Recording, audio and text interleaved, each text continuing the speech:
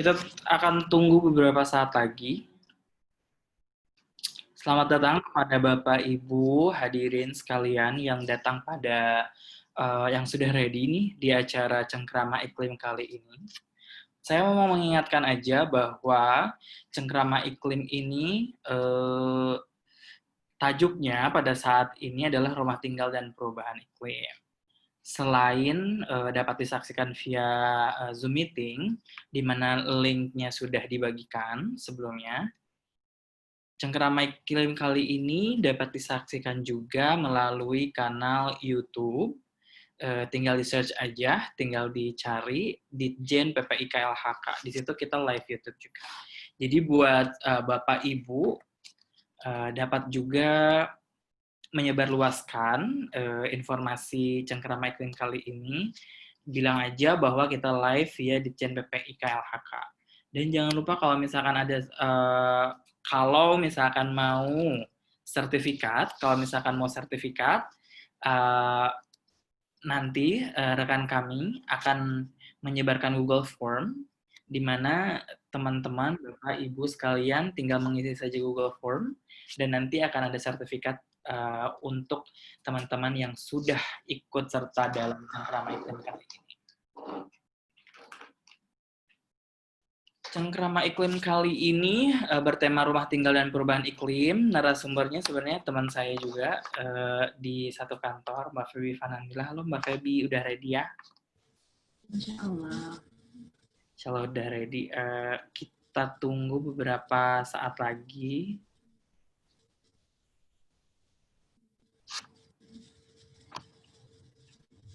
Dua, 3 menit lagi.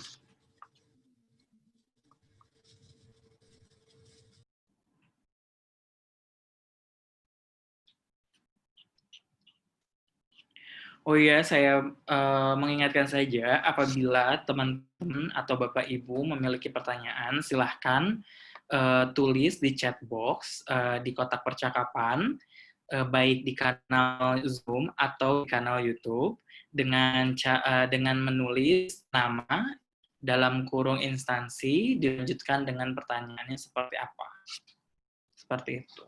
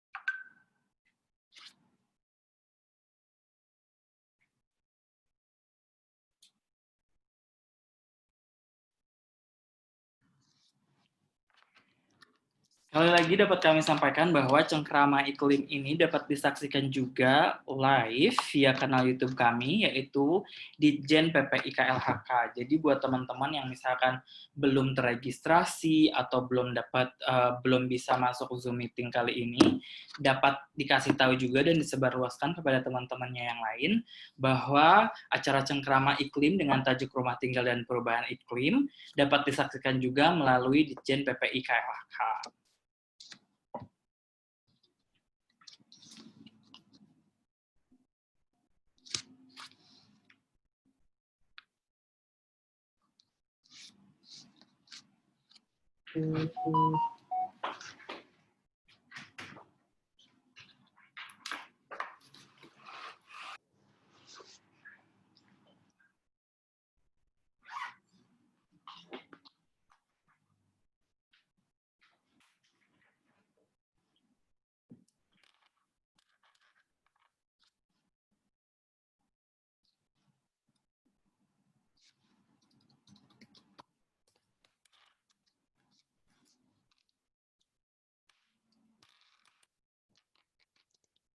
Ingatkan sekali lagi bahwa Cengkrama Iklim ini dapat disaksikan melalui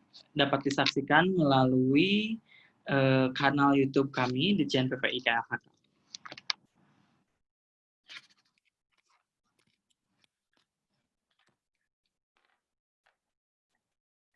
Tadi sempat ada gangguan teknis. Sekarang udah masuk belum ya?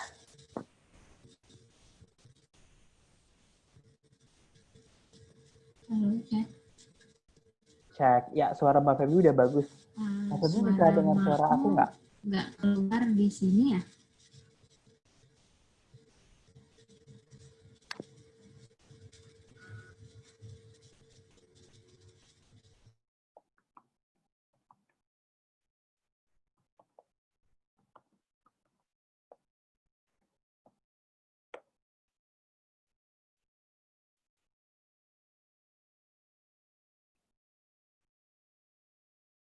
Dan apabila Bapak Ibu yang sudah hadir di sini dapat mengisi daftar hadir yang sudah teman kami sediakan di dalam chat box.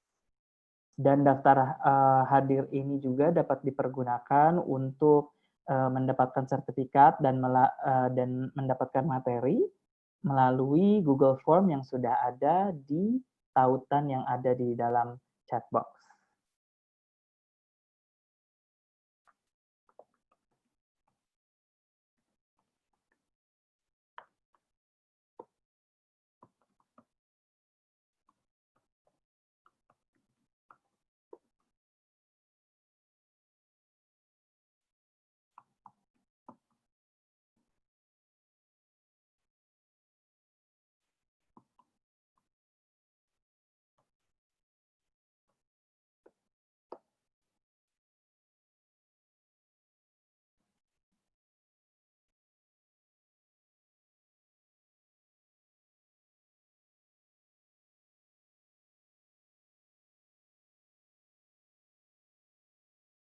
Mbak Feby bisa mendengar suara saya? Suara Maul belum masuk.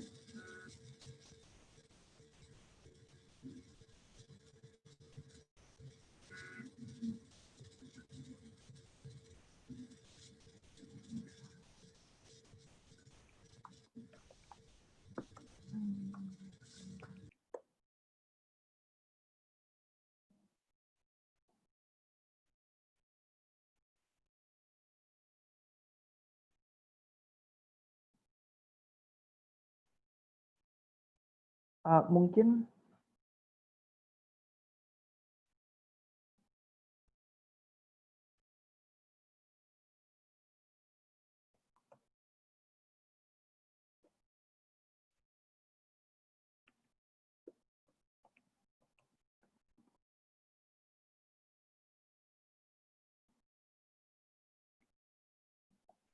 Oke, sebelum kita memulai acara Cengkrama Iklim kali ini, saya akan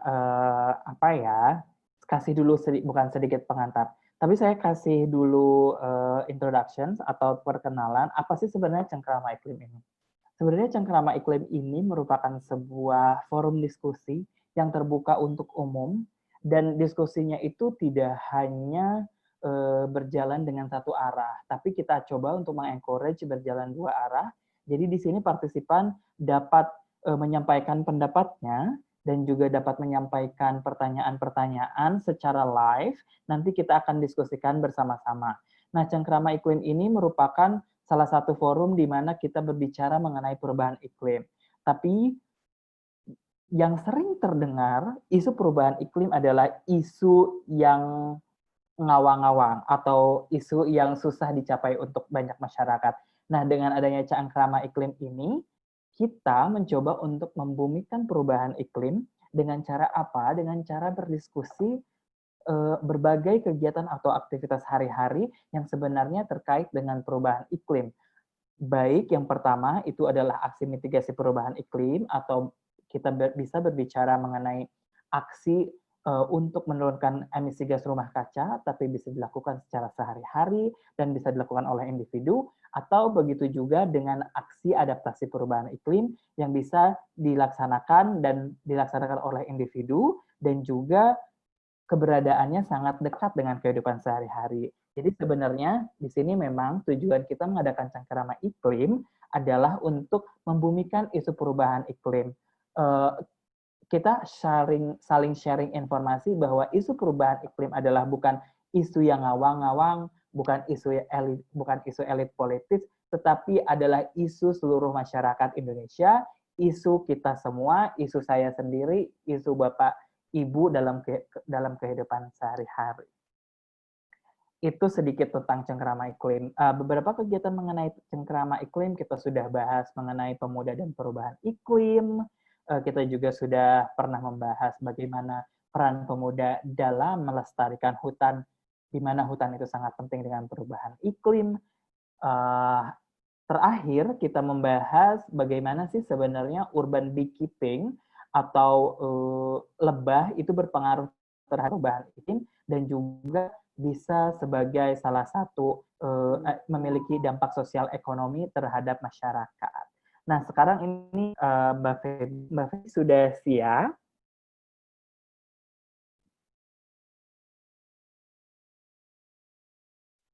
Masih ada sedikit gangguan teknis. Saya ingatkan kembali bahwa kalau bisa untuk memperlancar aktivitas kita. Halo Mbak Feby, sudah dengar? Sudah. Sudah, oke. Untuk memperlancar aktivitas kita, untuk teman-teman yang baru saja datang, tolong mematikan speaker dan juga videonya ya. Nanti apabila ada pertanyaan dan bila dipersilahkan oleh saya sebagai moderator, baru bisa menyalakan speaker dan juga video. Oke. Karena kayaknya semuanya sudah siap dan agak tadi sempat sedikit molor, kita bisa mulai aja kali ya Mbak Feby ya. Ya, kita mulai aja ya, supaya tidak terlalu lebih efektif. Ya. Okay. Assalamualaikum warahmatullahi wabarakatuh. Selamat pagi semuanya, Bapak, Ibu, hadirin, teman-teman yang sudah menyempatkan diri untuk datang pada acara diskusi kali ini, pada acara Cengkerama Iklim, Rumah Tinggal dan Perubahan Iklim. Dalam Cengkerama Iklim kali ini, kita memiliki satu narasumber yang sudah ada di sini, namanya Mbak Feby Nandila. Mbak Feby ini merupakan analis data teknologi rendah karbon di Subdirektorat Peningkatan Kapasitas Sains dan Teknologi Rendah Karbon. Halo, selamat pagi Mbak Feby. Pagi semua. Nah, Mbak Feby ini sebenarnya rekan kerja saya di kantor dan meja kita juga dekat-dekatan. Kita udah pernah sharing diskusi bareng tentang mengenai rumah tinggal dan perubahan iklim. Sebenarnya ada beberapa pertanyaan menarik nih yang menjadi trigger kenapa kita mengangkat rumah tinggal dan perubahan iklim. Seperti kayak ini kok semakin hari semakin panas ya. Di rumah aku kok makin hari makin panas. Gimana nih buat ngakalinnya? Rumah aku kan udah jadi, bukan rumah baru, rumah lama. Gimana ngakalinnya biar tidak terlalu panas, misalkan kayak gitu. Dan kalau misalkan mau bangun rumah baru, misalkan, mungkin nanti Mbak Febi juga bisa kasih tips ya, gimana yang sebenarnya lebih ramah lingkungan, dan juga misalkan cahaya lebih banyak atau sirkulasi udara lebih bagus, itu mungkin nanti Mbak Febi juga akan berbicara hal tersebut. Namun, saya ingatkan kembali buat teman-teman, jangan lupa untuk share Cengkrama Iklim ini karena kita pun live melalui kanal YouTube Ditjen PPI KLHK. Oke, daripada saya ngomong lebih jauh, lebih baik sekarang kita langsung aja ke Mbak Febi. Mbak Febi siap nggak? Ya, ini saya langsung share screen aja ya. Boleh share screen. Silakan ya Mbak Febi ya, langsung aja presentasi.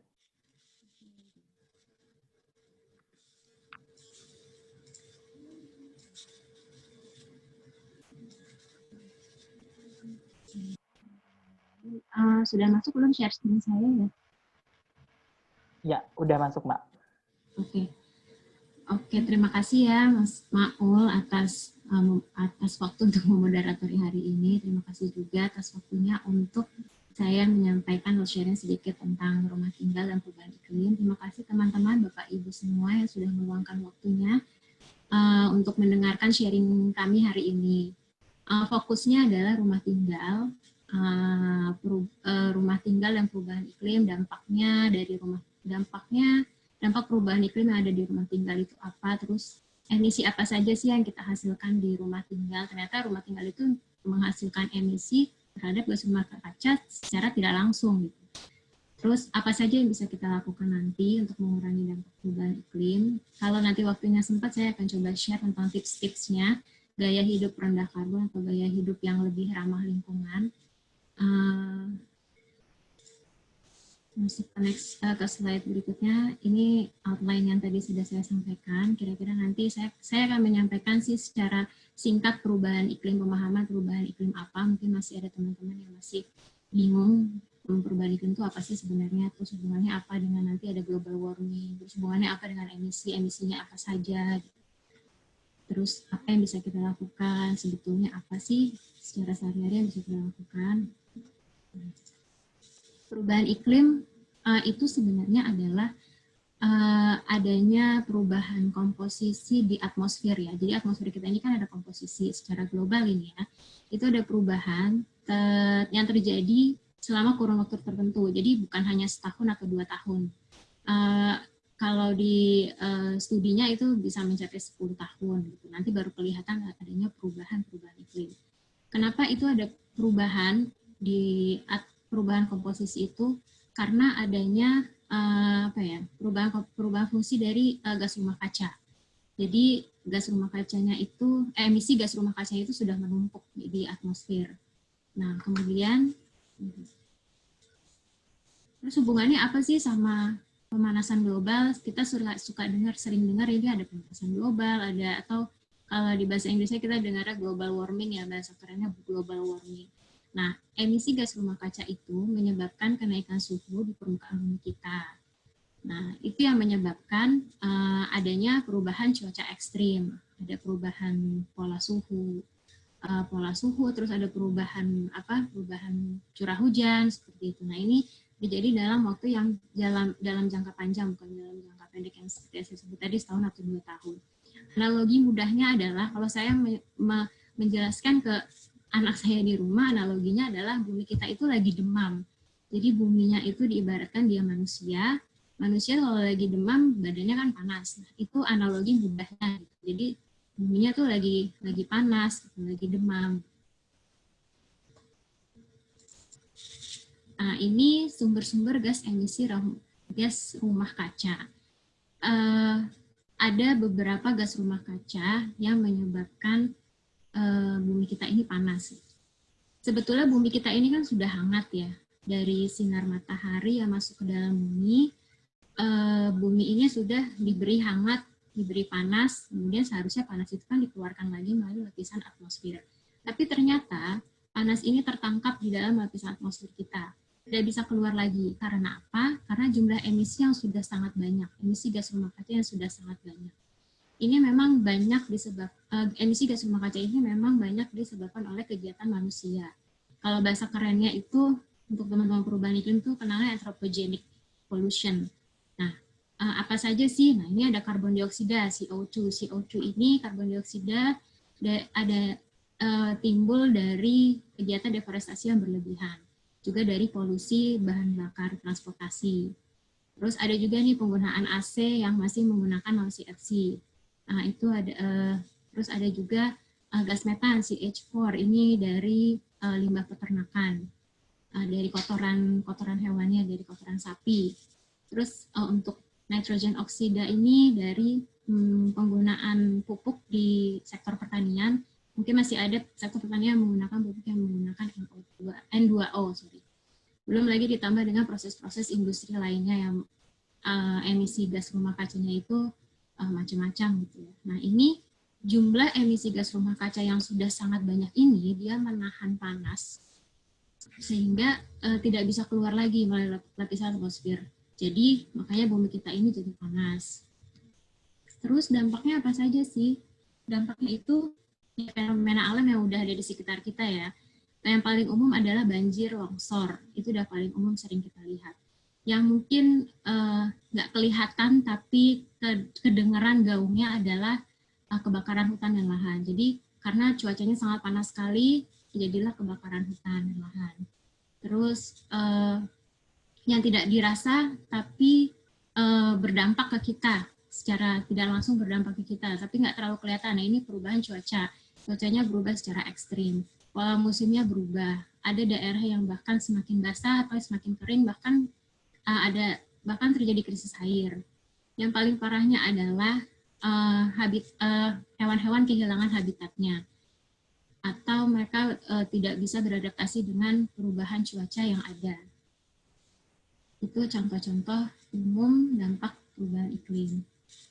Nah, saya mencoba menghubungkan dengan rumah tinggal. Saya mencoba membaginya menjadi 3 bagian. Ada bangunan, energi, limbah. Limbahnya adalah limbah sampah.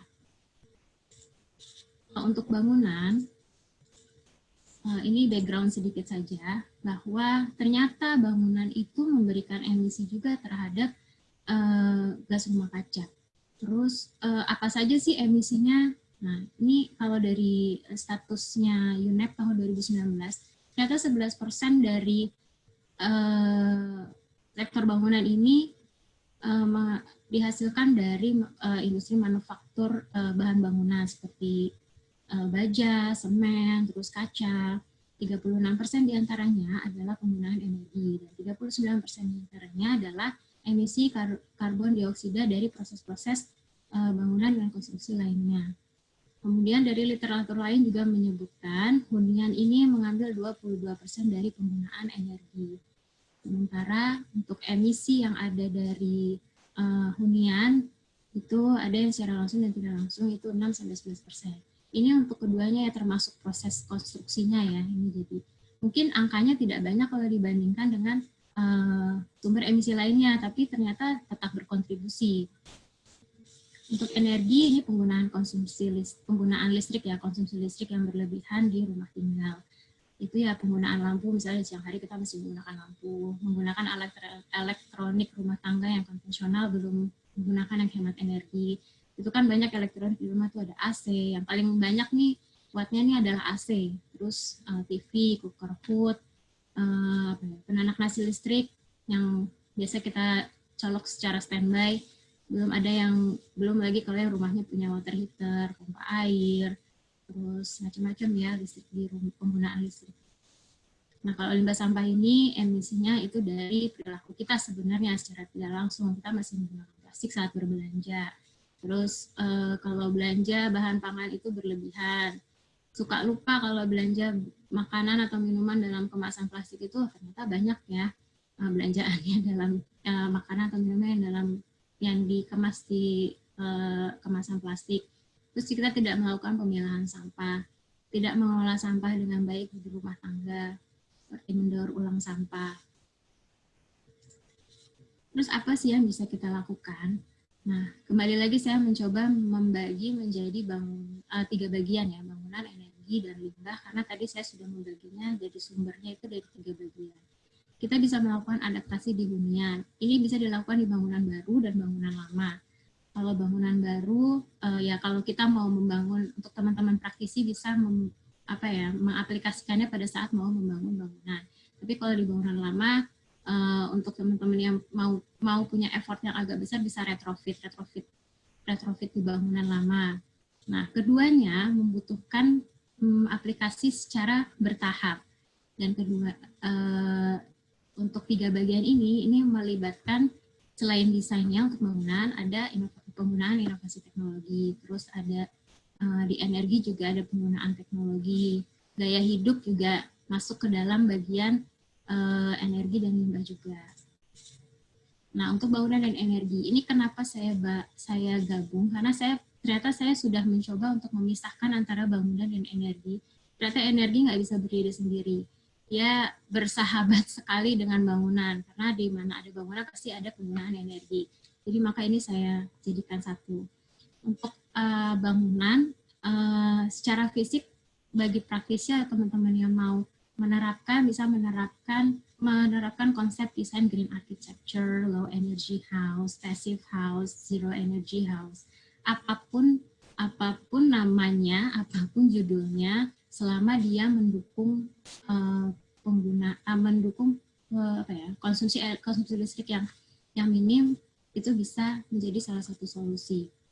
Karena apa? Karena selain dia berkelanjutan, sudah pasti kita mau mempunyai bangunan yang sangat berkelanjutan ya. Terus dia lebih tahan lama. Kalau udah lebih tahan lama, artinya perawatannya lebih minim.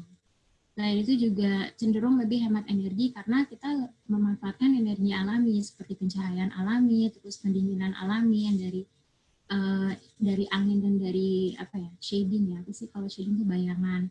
Terus bahkan ada zero energy house ini bisa memenuhi kebutuhan energinya sendiri. Manfaat lainnya adalah sudah pasti lebih nyaman dan lebih sehat bagi penghuninya. Ini bisa jadi salah satu solusi bagi masalah lingkungan di bangunan secara fisik. Terus aplikasi apa saja yang bisa kita terapkan di bangunan? Nah, ini tadi saya sebut kita melakukannya secara bertahap. Kemudian saya mencoba membaginya menjadi dua kategori ya. Ada yang selubung, ada non selubung. Kalau di selubung itu, sebagai background mungkin ada yang belum tahu selubung bangunan itu apa. Kalau selubung bangunan itu jadi dia komponen yang memisahkan antara ruang luar dengan ruang dalam. Itu contohnya ada dinding, terus ada bukaan itu seperti jendela, pintu, terus ada atap juga termasuk, itu selubung bangunan. Nah, kenapa selubung bangunan ini penting? Karena kita ini kan tinggal di negara tropis ya, udaranya panas. Jadi kita tuh mau menangkap, membuat ruang dalam kita itu, udara ruang dalam kita itu menjadi lebih sejuk. Nah, itu kenapa alasannya selubung bangunan ini menjadi salah satu pertimbangan. Dari selubung bangunan apa saja yang perlu diperhatikan? Tentunya desain. Pada saat mendesain sudah pastilah kita memperhatikan orientasi bangunan, rumahnya menghadap kemana.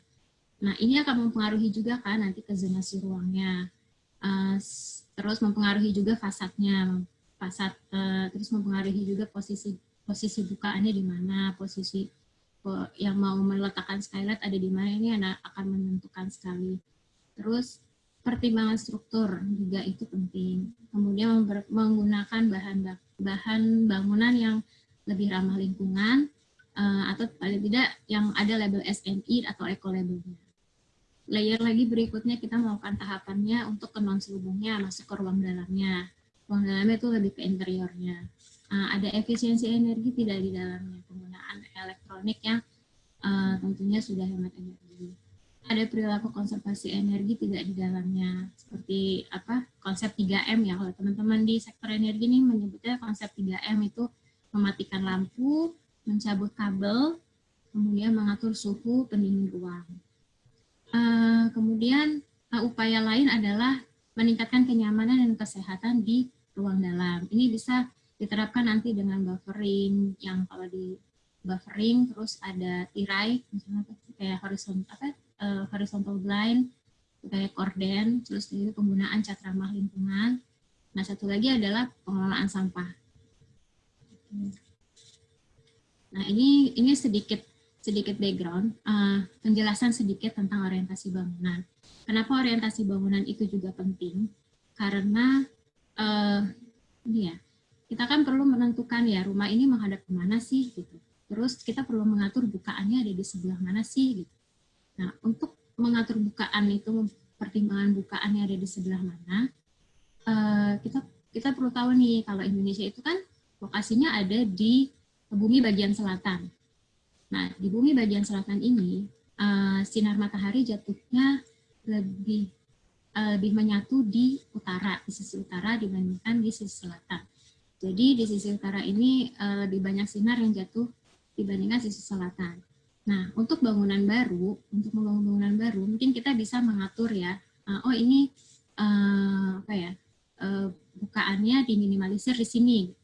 Kalau dari sisi barat sama timur udah pasti lah ya. Kalau timur sinar matahari karena pagi sinar matahari dari situ jatuhnya.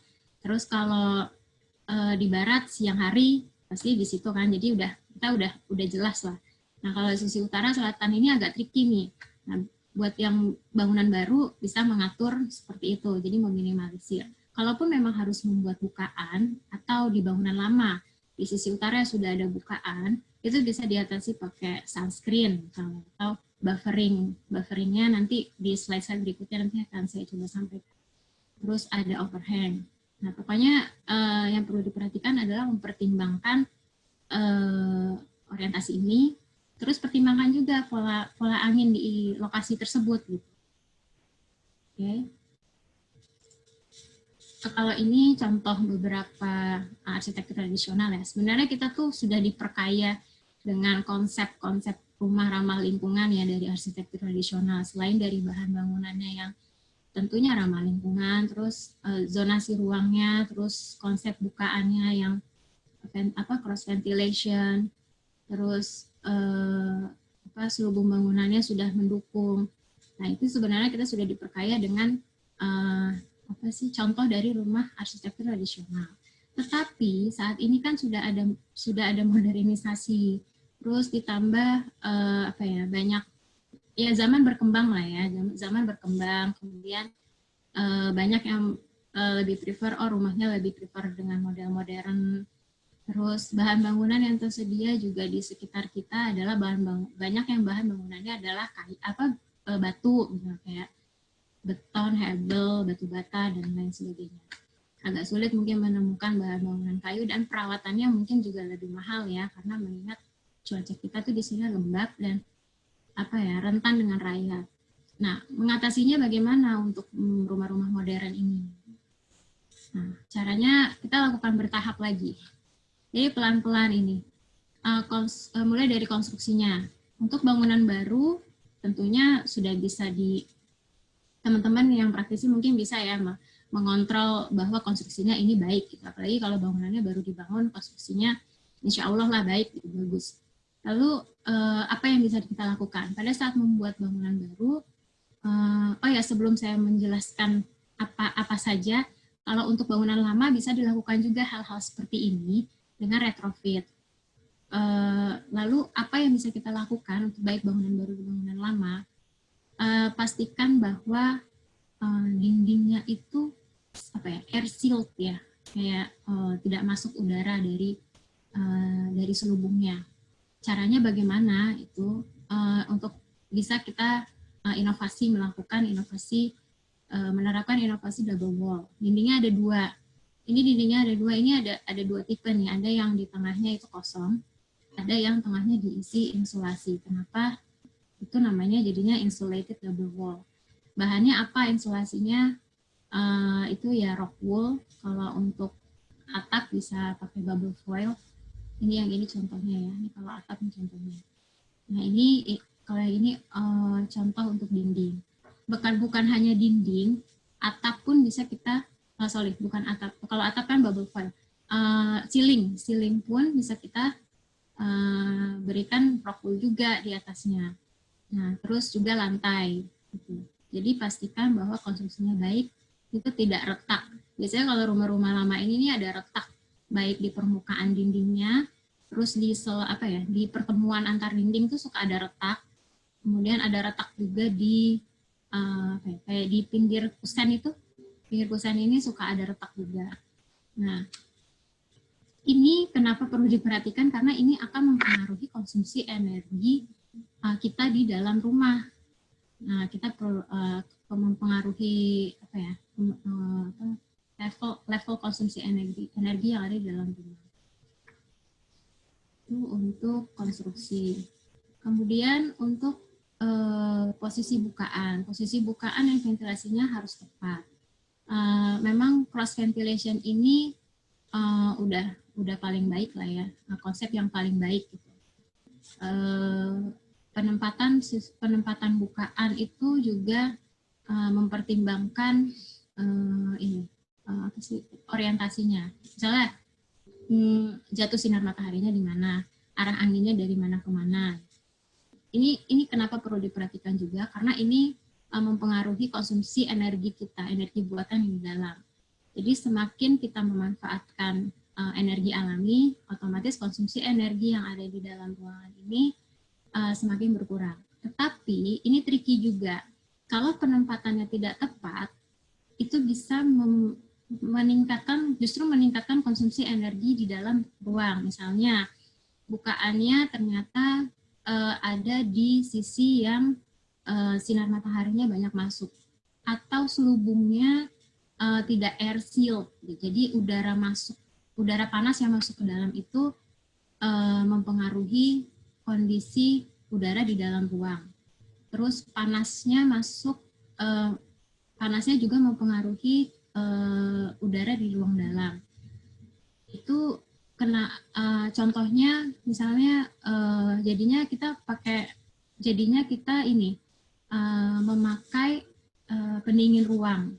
Pendingin ruangnya jadi dipakai secara terus-menerus di siang hari gitu, karena panas gitu. Itu untuk ventilasi. Kemudian sistem bukaan yang efisiensi energi. Ini maksudnya adalah pemilihan model jendela ya. Jendela ini ternyata pemilihan model jendela ini mempengaruhi juga terhadap perilaku kita di dalamnya, di dalam ruangan. Model jendela ini kalau yang sliding ini secara praktek memang 50% yang angin masuk. Tapi ini tergantung sebesar jendela sih sebetulnya. Tapi pada umumnya adalah 50% ini angin masuk. Untuk yang jungkit 20-50%. Ini jungkit tuh ada dua ya. Ini ada jungkit atas sama jungkit bawah. Terus jendela nako. Jendela nako ini anginnya banyak masuk. Kebetulan di rumah saya ini masih ada jendela nako, jadi pernah dipraktekin anginnya memang oke lah gitu. Terus angin yang paling banyak masuk tuh ya jendela swing seperti ini gitu. Kenapa ini juga kenapa ini juga perlu pertimbangan, yaitu itu kembali lagi mempengaruhi konsumsi listrik kita di dalam ruang. Kalau kita bisa memanfaatkan energi alami, tentunya kita tidak perlu juga dong memakai AC terus-menerus gitu. Kipas angin nggak perlu terus nyala, AC nggak perlu terus nyala. Nah ini jadi beban energinya berkurang. Terus ada pemilihan cat yang ramah lingkungan. Cat ini juga tricky, banyak yang nggak memperhatikan. Sebetulnya pemilihan cat itu mempengaruhi tingkat kenyamanan dan kesehatan bagi penghuninya di dalamnya. Pastikan kalian bisa menggunakan cat yang ramah lingkungan, tidak mengandung VOC. VOC ini mengandung racun lah, tidak beracun. Biasanya tuh cat itu ada kandungan timbal dan merkurinya. Ciri-cirinya apa sih? Ciri-cirinya tuh kalau cat yang ada VOC-nya itu kalau udah udah diaplikasi itu tuh masih ada baunya tuh menyengat berhari-hari, itu masih ada lah. Terus selain itu juga penggunaan thinner. Ini masih ada beberapa praktisi atau tukang cat yang masih memakai thinner sebagai pengencer. Ternyata di literatur, saya juga baru tahu nih, dari literatur ada yang menyebutkan bahwa thinner itu, ada 1 liter thinner itu setara dengan 100 liter emisi gas buang bahan bakar fosil. Ini ini bentuknya emang aromatik ya, gas kan. Jadi kita nggak sadar nih yang kayak gini. Solusinya apa? Solusinya kita pilih cat water base lah. Yang selain cepat kering, pengerjaannya cepat kering, dia tahan cuaca, tahan udara ekstrim. Ini saya sudah menerapkan juga contohnya. Ada satu ruangan yang pakai cat konvensional yang belum yang masih ada VOC-nya. Ada satu lagi ruangan yang sudah menggunakan cat yang tanpa VOC. Itu memang lebih tahan, terus nggak baunya itu, terus kalau ada noda itu gampang dibersihin. Nah, ini buffer tadi, yang buffer sebelumnya tadi saya di tabel tadi udah menyebutkan buffer ya. Buffer itu bisa diterapkan di ruang dalam dan di ruang luar. Kalau dulu mungkin buffer itu dikenalnya dengan penghijauan ya, penghijauan untuk di ruang luar. Untuk ternyata bisa diterapkan juga di ruang dalam, itu pakai tirai atau blind yang blackout, tipenya yang blackout. Ini bisa meredam panas yang masuk dari luar. Jadi kita kan mau menangkap udara yang sejuk di dalam ruang nih. Jadi upayanya tuh memang bertahap ya. Tadi selubung udah, ini sekarang kita masuk ke interior. Mas Feby, iya. Sebelum ini saya mau ngecek dulu audionya apakah masih oke ya. Soalnya tadi ada masalah sedikit. Ini teman-teman mohon monitor juga apabila suara sudah kembali oke dari Mbak Feby atau dari saya. Bisa kasih tahu di chat, di YouTube, atau misalkan di chat box Zoom meeting, itu bisa kasih tahu saya ya. Kalau ada masalah apa-apa. Oke. Kayaknya bisa dilanjut, Mbak. Udah bisa lagi. Oke, thank you, Mbak. Oke. Ya. Tadi sampai mana? Oh ya, tirai. Tirai. Ini kita kenalnya sama tirai ya. Ada gorden, ada blind. Kenapa sih ternyata tirai blackout ini bisa meredam panas yang masuk dari luar gitu. Jadi kalau siang hari nih kita bisa tutup nih jendelanya pakai si tirai yang udah blackout ini. Panas yang masuk ke dalam ruangan itu bisa teredam. Jadi tidak terlalu panas di dalam ruangan. Terus ternyata ya tirai yang blackout ini juga bisa meredam suara gitu. Ini saya juga lagi-lagi saya mempraktekkan, saya nggak akan berani share kalau saya belum praktekin. Ada satu ruangan yang pakai tirai non blackout, ada satu ruangan yang memakai blackout. Memang suara itu teredam lah dibanding dengan yang tirai yang biasa gitu. Kemudian buffer di luar. Buffer di luar itu bisa pakai pohon yang tentunya pohonnya kalau dia lebih tinggi dari posisi bukaan, dia bisa menahan sinar matahari ya masuk ke dalam ruangan. Ini posisi bukaan yang ada di posisi buffer atau buffer penghijauan yang ada di depan bukaan ya. Terus selain buat penghijauan, suasana juga sejuk, dia meredam bising juga, mengurangi polusi udara juga, terus bisa mengurangi kelembaban juga. Nah ini fungsi buffer yang pohon. Kemudian ternyata ada lagi, ini ada blind outdoor. Ini sekarang udah lumayan banyak sih rumah-rumah baru yang pakai blind outdoor. Fungsinya memang untuk ini sih meredam panas dari sinar dari luar ya. Sinar dari luar, jadi nggak langsung masuk ke dalam ruangan. Fungsinya sebenarnya sama dengan tirai blackout tadi, cuma dia posisinya ada di luar. Dan tentunya sebenarnya lebih efektif sih kalau dia ada di luar daripada di dalam. Kalau dia ada di dalam, dia kan masuk dulu nih tembus ke bukaan yang tembus cahaya kayak jendela. Tapi kalau dia ada di luar, dia langsung ditangkap sama tirai yang ada di outdoor ini. Kemudian AC. Nah ini kadang kita suka lupa nih, posisi AC. Posisi AC ini ternyata menentukan juga terhadap sejuk ruangan atau tidak. Oke, katakanlah kita sudah menerapkan selubung bangunan tadi secara maksimal. Terus ruangannya udah air sealed gitu ya. Terus ternyata kita harus masih menggunakan AC. It's okay, nggak masalah. Karena kita nggak menutup kemungkinan ini panas banget memang ya, apalagi Jakarta. Kita pasti butuhlah pendingin ruangan gitu. Tapi perhatikan aja prakteknya.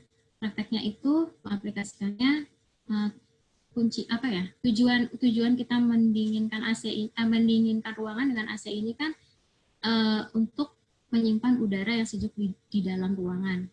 Oke. Yang perlu diperhatikan adalah penyebaran udara dari AC itu. Kemudian proses perawatan AC ini. Nah, AC indoor unitnya memang kalau bisa ditaruh di tempat yang memudahkan instalasi pipa dan kabel. Supaya apa? Supaya perawatannya mudah nanti. Terus jarak si unit indoor ini dari lantai ini ada minimalnya 2,5 meter. Karena supaya penyebaran udaranya maksimal. Terus supaya penyebaran udaranya maksimal, jangan diletakkan di dekat elektronik secara langsung. Misalnya di atas elektronik secara langsung. Kadang suka ada yang ditaruh di atas TV secara langsung. Nah, itu karena si elektroniknya menyebabkan panas, kan, dia mengeluarkan panas. Kita nggak sadar nih, kayak laptop aja ngeluarin panas, handphone aja ngeluarin panas. Apalagi TV yang ukurannya besar seperti itu, dia mengeluarkan panas. Jadi kalau ada AC di dekat elektronik, sayang aja gitu, udaranya tidak menyebar dengan maksimal gitu. Kemudian jangan terlalu rapat dengan plafon. Kemudian jangan ditaruh di dekat bukaan. Nah, ini kita lupa. Kadang kita taruh, ini saya ada contoh ini. Ini posisinya memang di dekat bukaan. Karena dindingnya yang paling memudahkan untuk instalasi pipa dan kabel itu ya di dinding seperti ini, di dinding sebelah yang sini. Sebetulnya kalau sangat terpaksa harus dilakukan di atas bukaan, kalau bisa digeser sedikit, jangan langsung di atas bukaan. Oke, sebelahnya nggak apa-apa lah.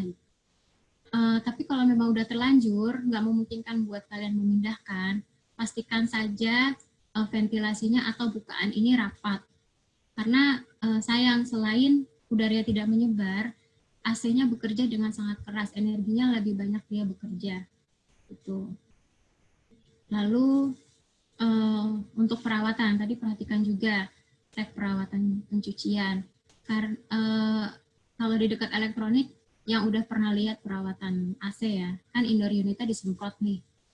Ya artinya ada air tuh netes di indoor unit. Ya kalau yang tukang bersih AC-nya telaten ya, dia tampung airnya di plastik, terus nggak kritis kemana-mana, nggak netes kemana-mana. Tapi kalau pada saat dia kurang telaten, terus airnya netes ke elektroniknya juga rusak. Gitu. Nah,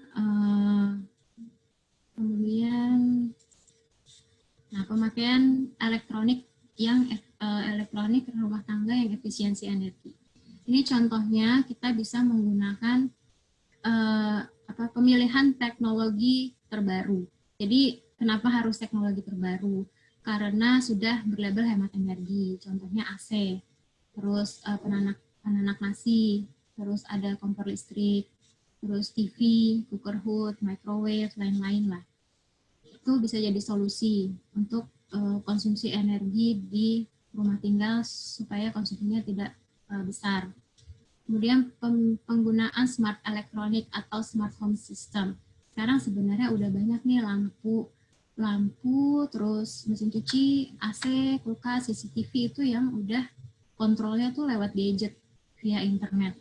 Ini udah canggih. Jadi ya zaman berkembang, teknologi berkembang, ya kita ikutan berkembang juga lah gitu untuk menggunakan ini. Ternyata ini ada manfaatnya juga pakai ini gitu. Kita lebih efisiensi energi kan.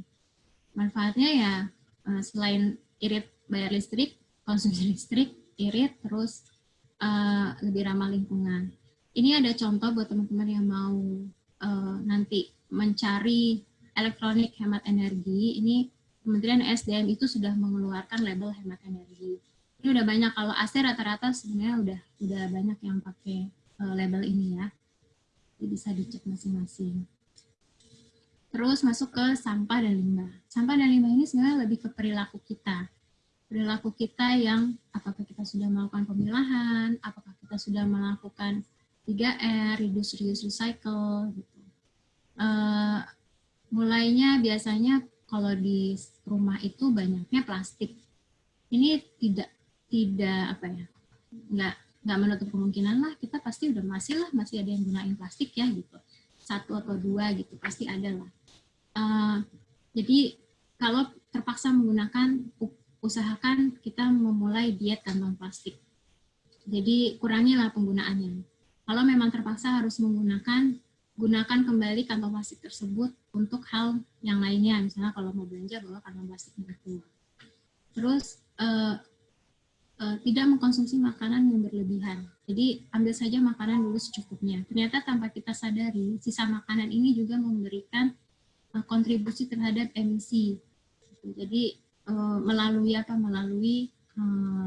penumpukan timbunan sampahnya. Terus kita tidak melakukan pemilahan. Nah, pemilahan ini ternyata rantai pemilahan ini panjang. Selain karena kita bisa mendaur ulang kembali sampahnya, kita juga bisa menghidupkan menghidupkan atau membantu tukang sampah ini yang menjual sampah kembali di bank sampah. Jadi sorry, ini ada gangguan teknis sebentar ya. Sebentar, maaf.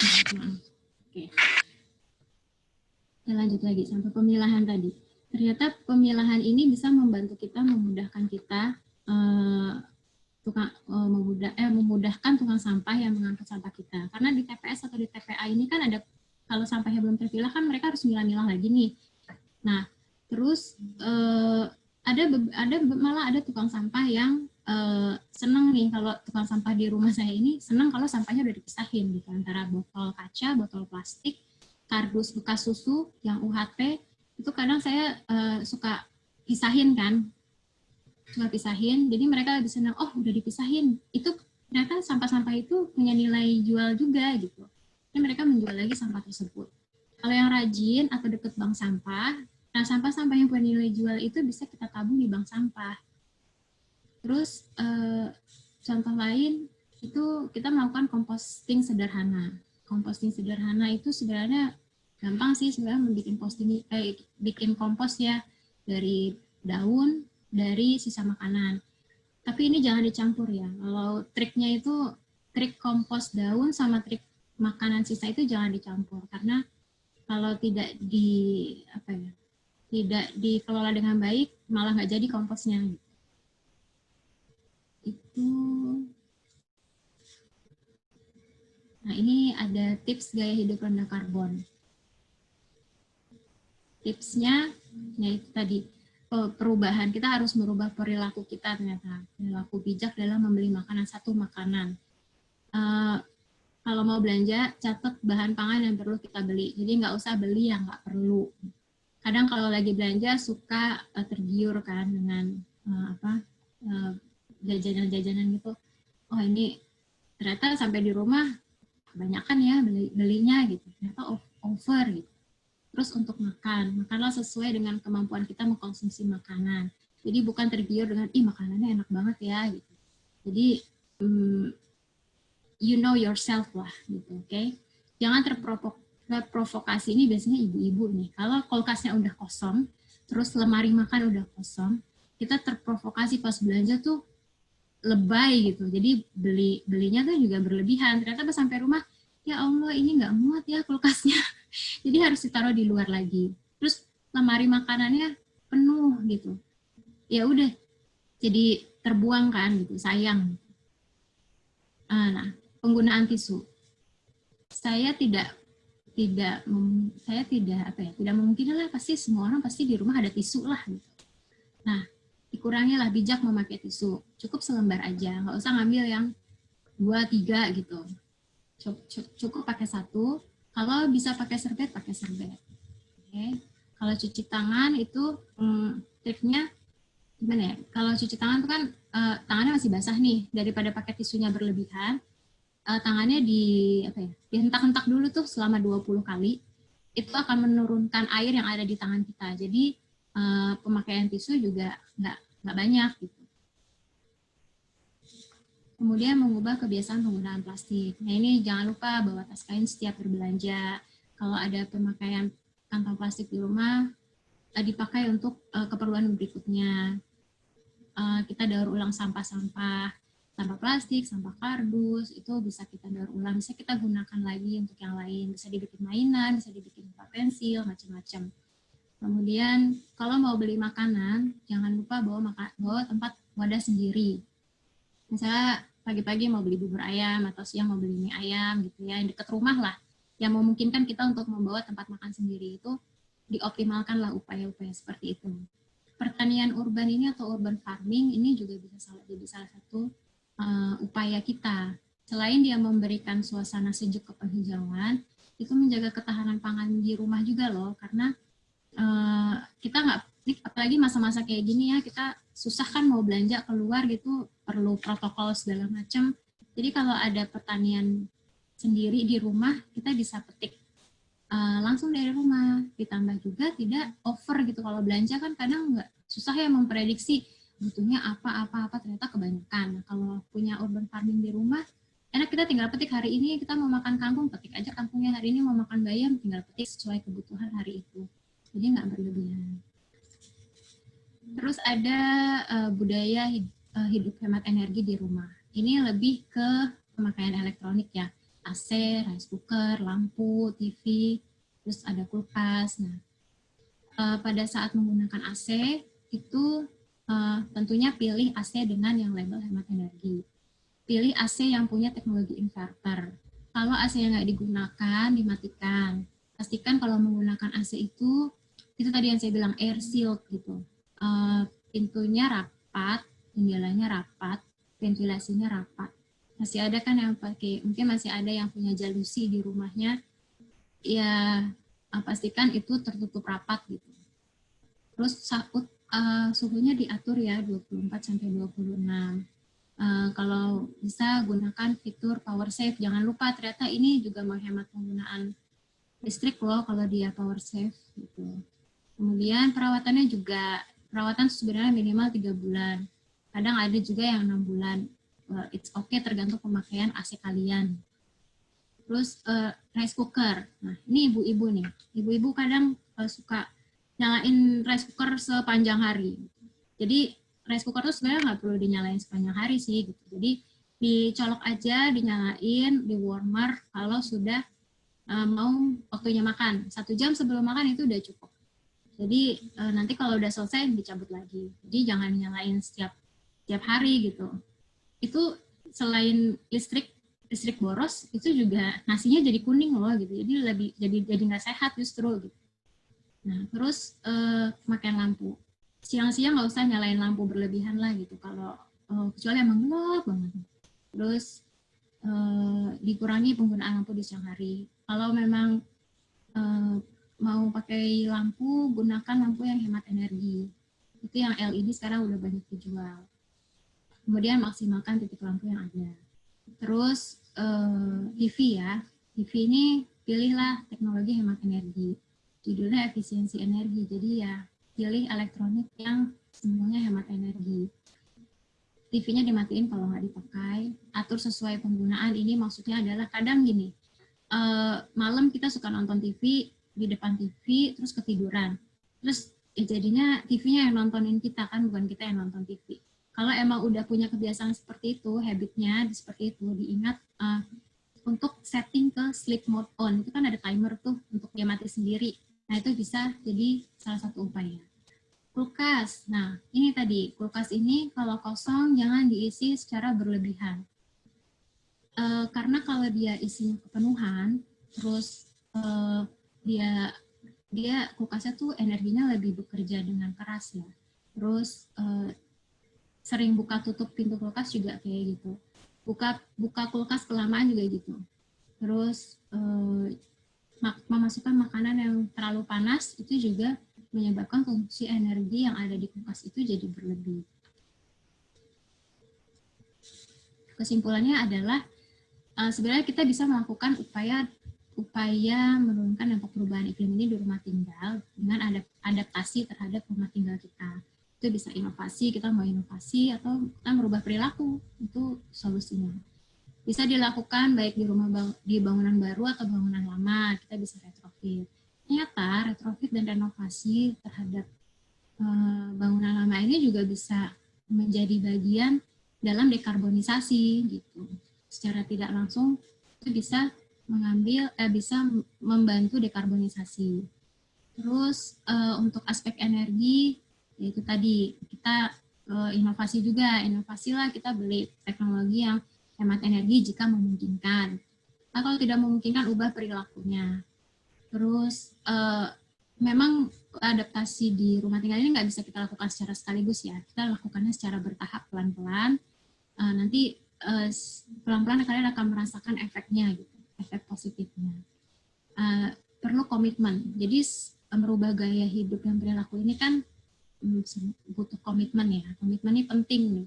Karena kalau nggak komit, nggak akan sustain gitu, nggak akan jalan.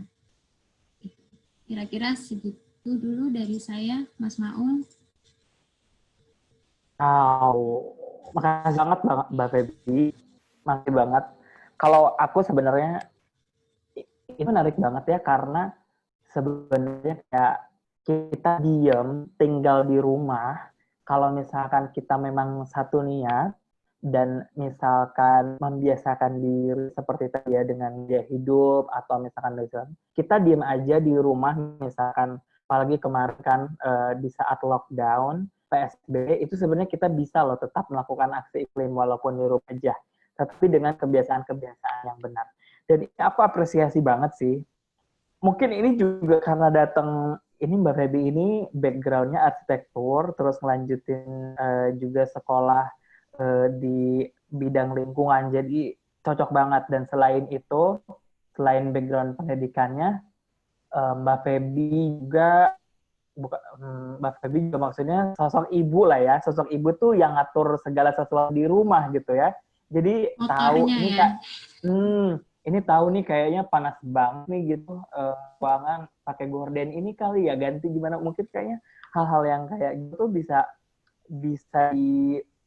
akhirnya bisa diterapkan, diaplikasikan, dan ternyata hal-hal kecil, bukan hal-hal kecil ya, hal-hal yang dilakukan sehari-hari dan diterapkan itu sebenarnya bisa berkontribusi terhadap kelangsungan lingkungan hidup, dan yang pasti kenyamanan untuk kita sendiri, masyarakat sendiri. Nah, Mbak Feby, ini ada beberapa pertanyaan dari teman-teman yang datangnya dari Zoom chat, dari kotak chat Zoom, dan lebih banyak lagi dari YouTube. Aku nggak tahu nih, karena kan kita bicarain tentang rumah tinggal dan perubahan iklim. Tetapi ini juga ada beberapa pertanyaan mengenai green building, green office, terus izin mendirikan bangunan. Ini nanti gimana Mbak Feby aja nih ya ininya. Tapi ada satu yang menarik nih. Ada satu yang menarik tentang, saya juga tertarik banget tentang rumah tradisional. Saya nggak bisa, tadi saya mau panggil dan minta video dan audionya untuk dibuka, tapi ini datang pertanyaannya dari YouTube, dari chatbox YouTube, mengenai rumah tradisional. Apakah rumah tradisional ini ada standar rumah ramah lingkungan, rumah lingkungan hidup atau rumah ramah lingkungan gitu ya? Apakah si rumah tradisional ini ada standarnya atau sudah distandarisasi nggak sebagai rumah ramah lingkungan gitu, Mbak? Tahu nggak tuh? Nah, kalau standarisasi sejauh ini saya belum pernah baca ya standarisasi, karena standarisasi kan ada lembaga yang memberikan standar khusus. Tapi dari praktek yang sudah ada, rumah tradisional ini konsepnya memang sudah menerapkan lebih sustain ke lingkungan, selain dari zonasi ruang, posisi bukaan, orientasi bangunan, terus konstruksinya. Model konstruksinya kan cenderung hubungan atapnya tinggi gitu, jadi sirkulasinya lebih baik, dan jarang ada rumah tradisional yang menggunakan ceiling. Ceiling tuh kayak plafon yang di rumah tuh kan kita kadang suka plafon, mereka tuh lebih langsung ke struktur atapnya kelihatan gitu. Jadi itu sirkulasi udara lebih baik. Cross ventilation sudah diterapkan juga di arsitektur tradisional. bahan bangunannya tentunya lebih ramah lingkungan karena banyak yang menggunakan bahan-bahan alami ya, bambu, kayu, atapnya pakai rumbai, ijuk, ya yang seperti itu gitu. Tapi kalau standarisasi sejauh ini saya belum dengar gitu ya. Itu kira-kira. Sebenarnya ini menarik banget ya.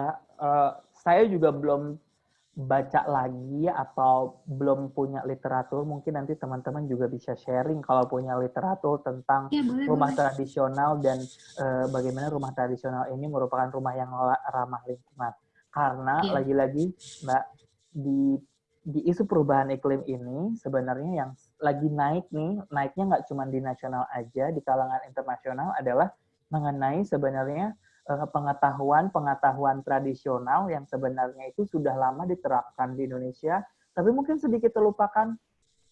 Ternyata malah itulah aksi-aksi perubahan iklim atau pengetahuan perubahan iklim yang sebenarnya memiliki solusi dan sudah diterapkan dalam jangka panjang gitu, Mbak. Oh iya, jadi kalau teman-teman rajin nih ngulik ya, banyak loh praktisi kita, arsitek kita di arsitek Indonesia ini sebenarnya menerapkan konsep si arsitektur tradisional ini gitu. Nanti materialnya disesuaikan dengan perkembangan zaman atau material yang ada yang mudah kita cari lah di sekitar kita. Gitu. Oke. Ada satu pertanyaan, Mbak, mengenai aplikasi energi baru terbarukan seperti tenaga surya dan segala macam, itu kan katanya nggak murah ya, Mbak ya. Dan ya mungkin untuk sekarang belum murah, tetapi sebenarnya sepertinya memang ya ada juga yang bisa juga afford gitu ya. Nah, gimana nih sebenarnya dengan ketika kita susah mengaplikasikan tadi energi-energi terbarukan yang katanya masih mahal, tapi kita juga pengen nyumbang penurunan emisi gas rumah kaca dari rumah kita tuh kayak gimana?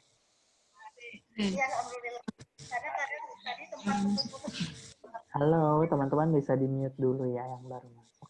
Lanjut nggak? Kalau kalian bisa afford, itu bagus gitu. Memang masih mahal. Tapi di Jakarta ini ada contohnya. Cuma memang contohnya itu ya tentunya penyandang dananya tidak bukan kaleng-kaleng lah ya kalau penyandang dana untuk yang kayak gitu. Kalau nggak bisa afford, itu kita lakukan berlayer lagi kayak tadi. Kalau mulai dari fisiknya dulu, dari orientasinya dulu lah tentuin.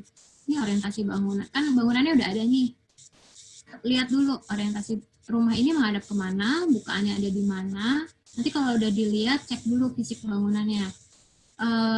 Oke nggak nih, dindingnya retak nggak nih? Terus kalau retak, sebisa mungkin kita atasi lah supaya nggak retak gitu. Terus kalau udah masuk ke dalam situ, nanti kita upaya lagi efisiensi energi di dalam. Jadi dilakukannya tuh berlayer gitu. Dan tidak perlu cepet-cepet, itu butuh proses memang. Jadi kita perlu duduk gitu ngelihat, oh ini mataharinya masuk nih, nyentor banget nih matahari dari sini lewat jendela sini. Kalau udah nggak bisa meretrofit atau mengganti model bukaan atau membongkar bukaan si jendela itu, gunakanlah tirai outdoor, itu bisa jadi solusi. Terus tirai blackout yang ada di dalam ruangan itu bisa jadi solusi. Jadi lakukannya bertahap, berlayer.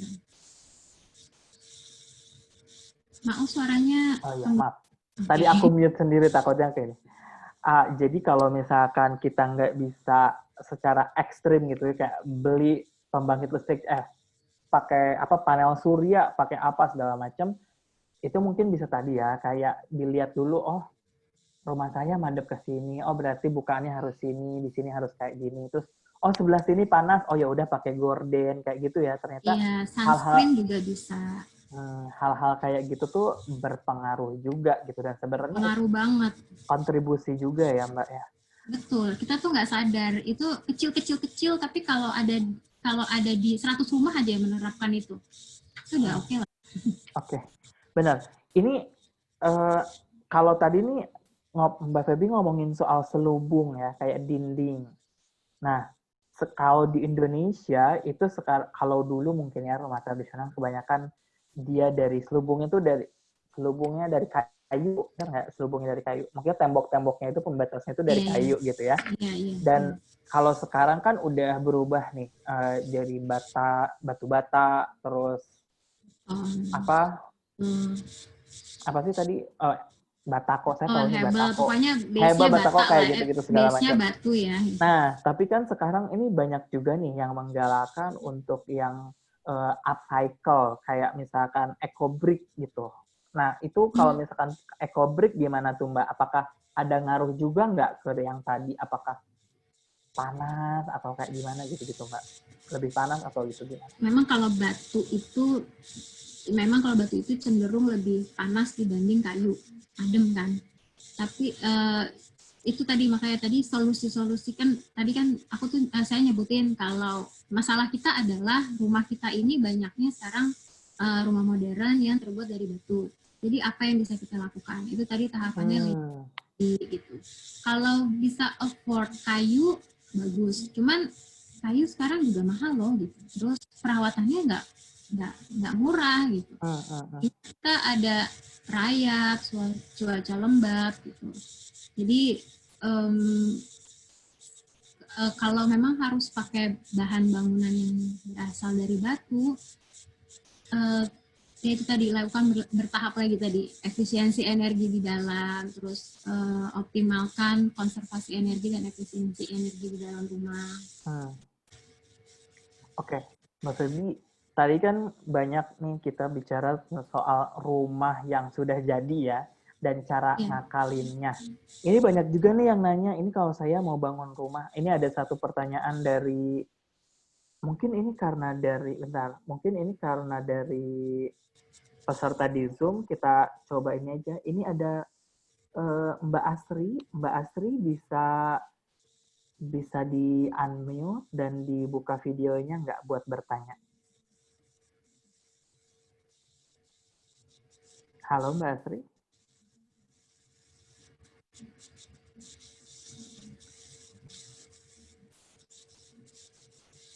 Halo Mbak Asri, bisa di ini kah? Wah, susah juga ya. Saya coba unmute.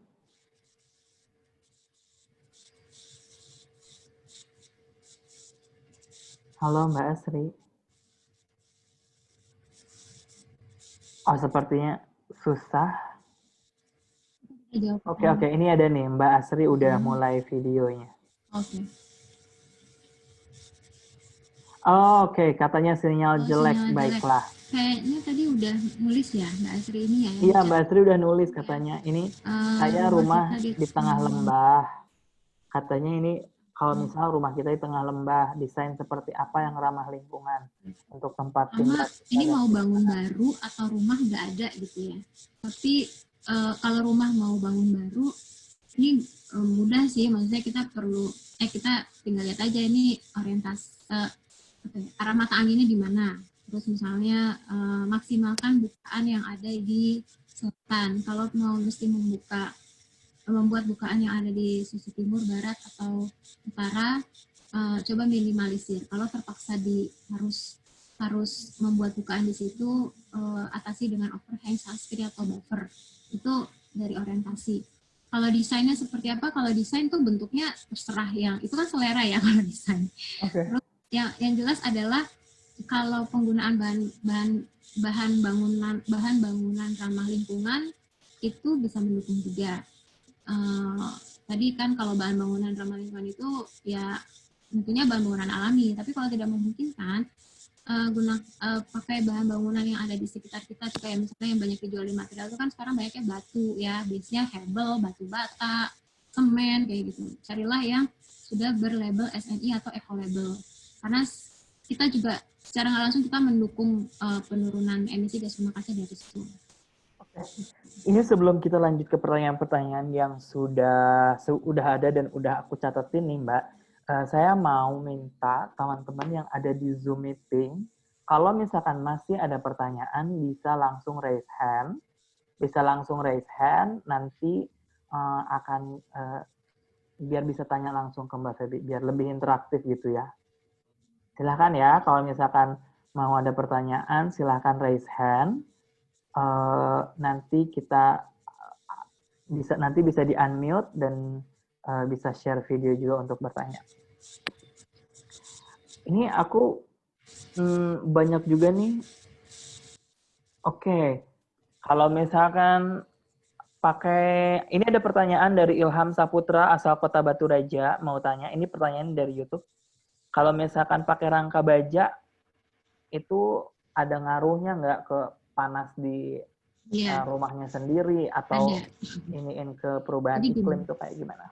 Rangka baja ini sekarang tren buat expose sebenarnya. Jadi rangka baja itu selain keren ya kan cool gitu kelihatannya ya kalau dia di expose. Memang dia panas itu panas. Tipsnya adalah kalau dia untuk interior kalian bisa expose di baja itu. Jadi nggak usah ditutup lagi gitu karena kan semakin ditutup sebenarnya akan panas kan ada lapisan batu lagi kan ada lapisan beton ada atau batu bata terus ada lapisan semen gitu. Expose itu jadi selain interiornya juga lebih keren itu juga ruangan tuh juga nggak lebih panas gitu karena terus ada lagi kan udah pakai baja ditutup lagi ceilingnya gitu pakai ceiling gypsum atau ceiling GRC atau triplek atau sebagainya itu sebenarnya jadi lebih panas gitu kalau memang bisa diekspos aja atau sirkulasi di dalamnya kan jadi maksimal gitu. Oke. Ini satu nih ada soal interior ini banyak ada rumah atau tempat yang memakai dekorasi berbentuk lampu banyak banget. Gimana tuh tipsnya untuk hal-hal yang dekorasi kayak banyak kan kayak dekorasi atau art installation. Oh, yang chandelier gitu ya? Ya, chandelier kayak gitu-gitu tuh kayak gimana, Mbak? Sebenarnya lebih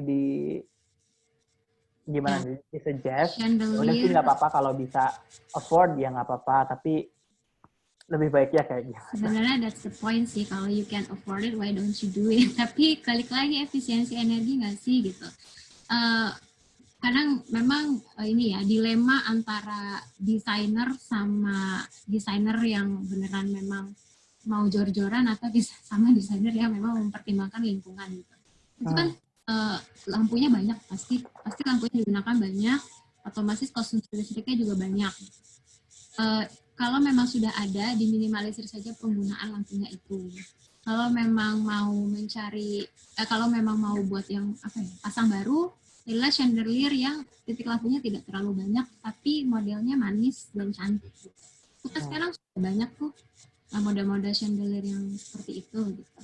Kalau yang mungkin yang zaman dulu iya lampunya banyak gitu. Kalau yang sekarang udah banyak sih model-model yang mempertimbangkan efisiensi energi. Oke. Ini sebenarnya menarik banget sih dari tadi. Karena kadang banyak juga yang nanyain desain atau apa segala macam.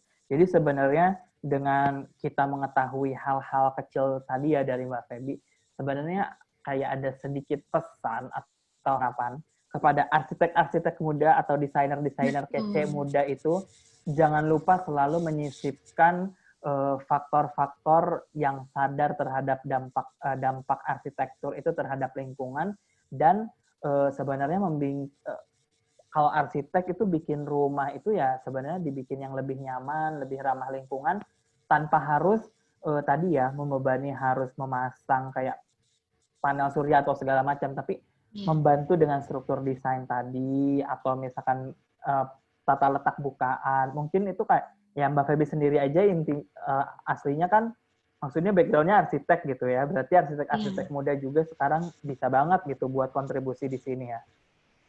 Iya, betulnya gini ya, kalau sekarang tuh kan kesempatan untuk membangun bangunan baru itu kan banyak ya. Arsitek muda apalagi sekarang udah banyak, semakin banyak gitu. Jadi kalau mau membuat bangunan, pertimbangkanlah pertimbangkan aspek-aspek tadi. Dan terkadang dilupakan adalah orientasi bangunan itu mereka kadang suka lupa. Lalu pola angin di rumah itu mereka kadang suka lupa. Terus udah aja dibikin bukaan yang besar-besar karena mau supaya cahaya alami masuk gitu. Tapi ternyata posisinya nggak tepat. Apalagi sekarang ngetren lagi nih skylight di atap tuh, rumah-rumah baru sekarang udah ada juga yang memanfaatkan sinar matahari dari atap bikin skylight. Tapi kadang lupa luas atap itu ternyata lebih luas cenderung untuk rumah tinggal ya. Luas atap itu lebih luas dibanding luas dinding gitu. Jadi dia bisa jadi tempat potensi masuk di sinar matahari dari situ, terus panasnya masuk ke dalam ruangan gitu. Jadi satu sisi dia bisa menerangi secara alami, tapi di satu sisi lain konsumsi energi pendingin ruangan yang ada di dalam jadi lebih banyak kita konsumsi kan karena panasnya masuk dari skylight tadi gitu. Jadi untuk mengatur bukaan itu penting banget sih. Oke. Mbak, ini sebenarnya dari tadi banyak juga yang bertanya soal mungkin Mbak Feby juga familiar dengan Green Building Council Indonesia. Tapi mungkin sebenarnya ini banyak pertanyaan. Mbak Feby bisa bahas sedikit soal Green Building ini atau gimana? Building Council-nya atau Green Building-nya sendiri? Ada yang tanya sih soal kayak ini gimana nih pengaruhnya kayak kontribusi Green Building ke perubahan iklim, itu ada juga yang nanya sebetulnya. Dan ada juga yang nanya Green Building Council Indonesia. Tapi mungkin tadi kalau misalkan Mbak Feby ada sedikit info mengenai pentingnya green building atau green office di Indonesia terhadap kontribusi terhadap pengendalian perubahan iklim itu kayak gimana Mbak? Iya, jadi begini ya, judulnya kan macam-macam ya, kayak bangunan hijau itu judulnya macam-macam.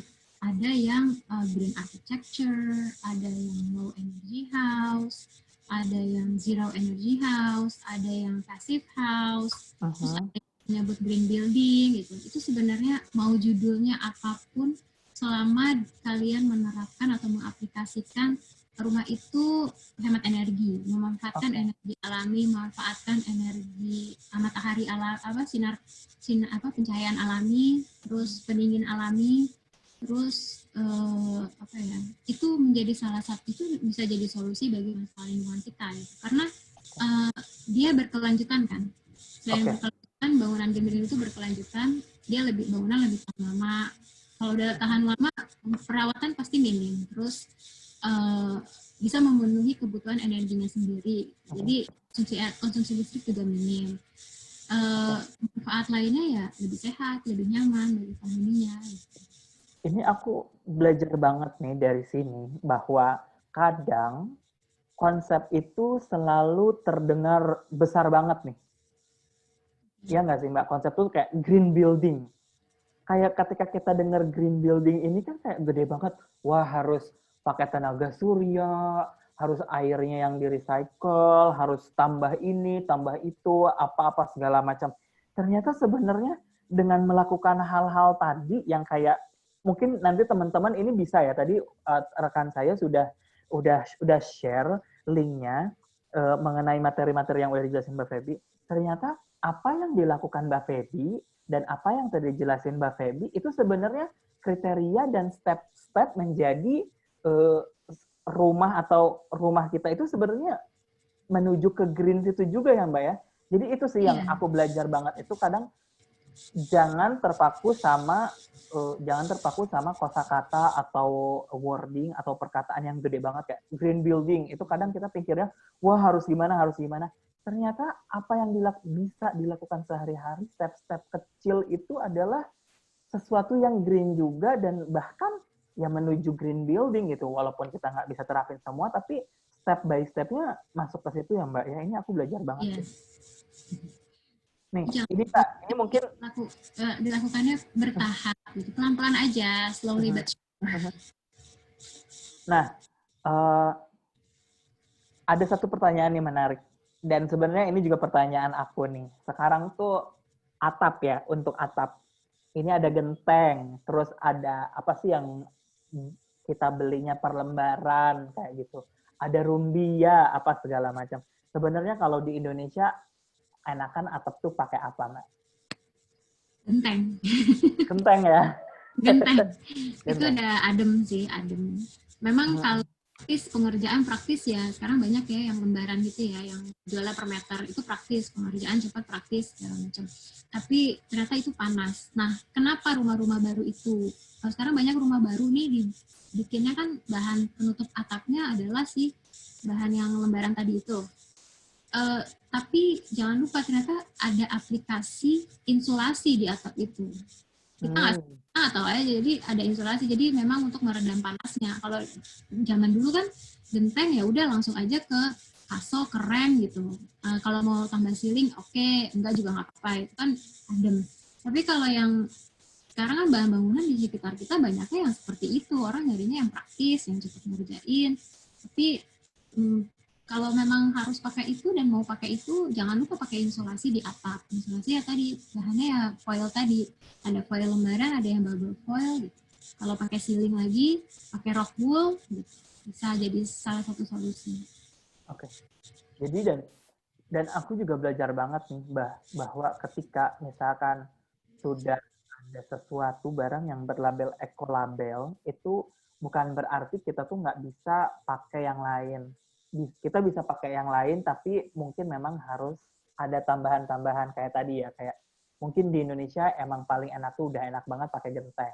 Tapi kalau sekarang kemahalan, ribet, nyarinya susah atau segala macam, nggak apa-apa pakai yang lembaran, tapi ya tadi harus ada insulasi lagi, dilapis apa gitu ya Mbak ya. Jadi sebenarnya kalau kita mau ya pasti ada aja jalannya gitu. Walaupun kita harus ada kerjaan extra mile, bukan kerjaan ya, ada step-step yang harus dikerjakan lebih, tetapi ya sebenarnya bisa aja dan kita tuh bisa banget gitu mengerjakan segala sesuatunya.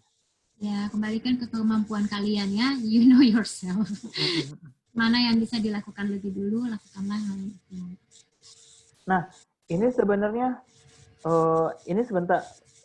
sebentar lagi kita akan closing. Mbak Feby. Ini ada pertanyaan yang di chat box. Nah, ada, iya benar, ada pertanyaan lumayan dari sih, Mbak ada nih dari yang pertama ya, peraturan khusus mencakup semua kriteria dan indikator green architecture or building. Jakarta sudah punya pergub tentang bangunan hijau. Peraturannya ada di situ, itu khusus Jakarta. KLH pernah mengeluarkan tentang bangunan hijau green building juga. Nanti teman-teman bisa cek lagi. Mohon maaf saya tuh lupa nomornya berapa. Tapi kalau nanti mau email ke saya akan coba share. Ada sih catatannya, cuman mesti bongkar-bongkar dulu. Nanti boleh email ke saya atau kemarin yang ada di poster itu ini ya, Instagram ya. DM Instagram juga boleh, nanti kita ngobrol di situ. Ya. Lalu apa ini? Link materi sudah ya, link materi sudah. Ini kalau misalkan ada yang bertanya, screenshot dikirim kemana, tinggal dibuka aja link materi atau link yang sudah di-share oleh teman kita. Di situ nanti ada tempat untuk upload screenshot. Lalu apa ini? Rumah kita di tengah lembah. Oh, ini Mbak Asri tadi udah dijawab ya? Ya, udah dijawab. Ini rumah padat, ini masalah rumahan Jakarta nih. Rumahnya apalagi rumah kontrakan ya, yang cuman bukaannya tuh cuman di pintu doang, depan pintu dan jendela di depannya. Ini effort memang itu tadi kita mau membuat, tujuannya adalah membuat ruangan dalam kita itu jadi lebih sejuk lah, nggak harus sejuk banget lah, paling tidak nggak panas banget gitu. Pagi, kalau saya triknya adalah, saya juga punya nih ruangan-ruangan seperti ini nih. Jadi di rumah tuh ada. Jadi kalau pagi, dari jam 6 kita udah bisa buka pintu kan ya, jam 6 sampai jam 9 atau jam 10 lah. Gitu. Sebelum panasnya terik, buka dulu, sirkulasi udara biar bertukar dulu lah, sirkulasi udaranya biar adem dulu, udara pagi. Kemudian tutup. Kalau saya tipsnya tutup, mulai jam 10:30 atau jam 11 itu saya tutup, termasuk korden. Nah ini kenapa korden blackout itu mendukung, karena dia meredam panas dari luar, panas masuk dari luar itu teredam. Terus kalau memang harus ada AC, it's okay nyalain AC sampai mulai agak sejuk. Nanti jangan dimatiin AC-nya. Saya lupa tadi ngasih tips. jangan terlalu sering menyalakan dan mematikan AC karena itu akan mengkonsumsi energi lebih banyak lagi. Jadi setting AC-nya di 24-26, kalau sudah lumayan dingin, naikin ke 27, itu udah nyaman gitu. Kalau memang mau dimatiin, pastikan tidak matikan terlalu sering. Jadi itu upayanya sih. Kalau memang nggak ada AC, kipas angin juga oke, exhaust fan juga oke. Exhaust fan listriknya lebih murah loh dibanding kipas angin sebetulnya. Oh, exhaust itu listriknya lebih ini ya?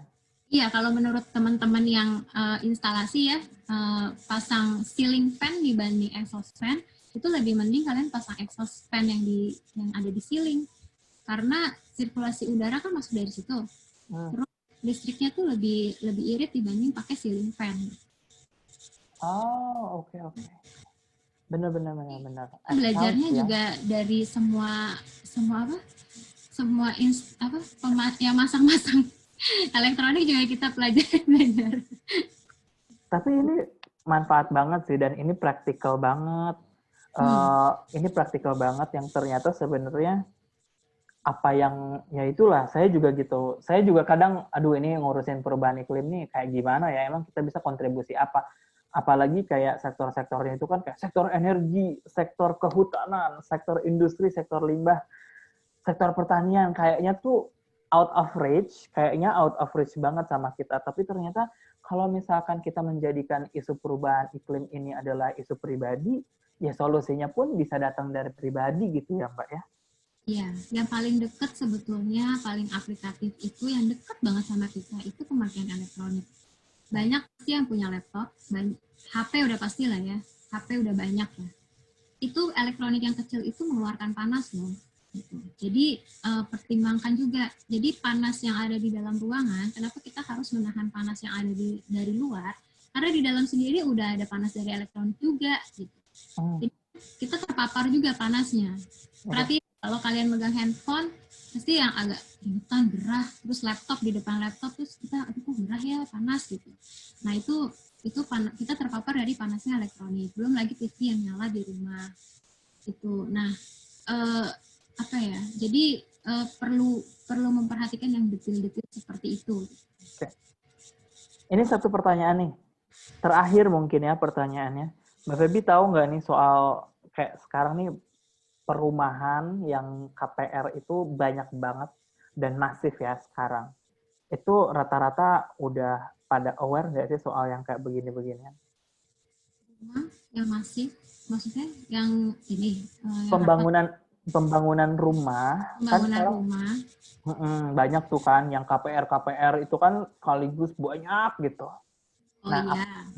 apakah kayak mungkin proyek yang punya proyeknya atau kontraktornya kayak gitu-gitu rata-rata udah aware belum nih ya yang kayak begini, Mbak? Banyak yang belum aware sih ke lingkungan ya.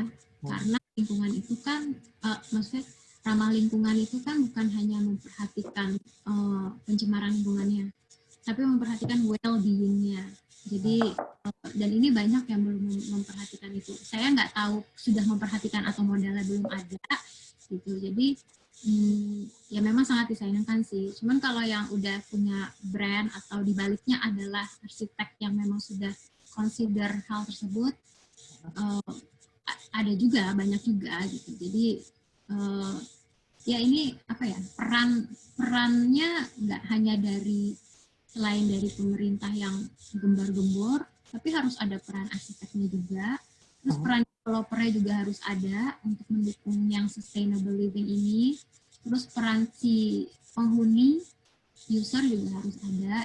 Jadi kita saling saling mendukung. Oke.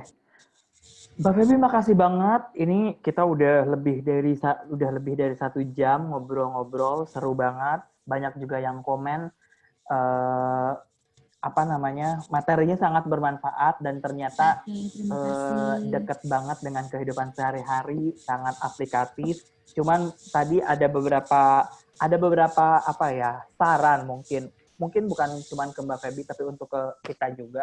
Tadi kayak misalkan mungkin nanti bisa dibedah misalkan, oh ini nih kayak ada satu contoh rumah ini yang bagus atau segala macam. Tapi sebenarnya tadi Mbak Feby sebenarnya yang di-sharing Mbak Feby itu dasar-dasar dari sebuah bangunan gitu ya. Memang Mbak Feby nggak ngejelasin semua tentang ini satu bangunan ini udah bagus nih, ininya apa. Tapi tadi udah dijelasin sih, aku juga nangkep kayak oh ceilingnya kayak gimana, ventilasinya kayak gimana, itu udah jelas banget.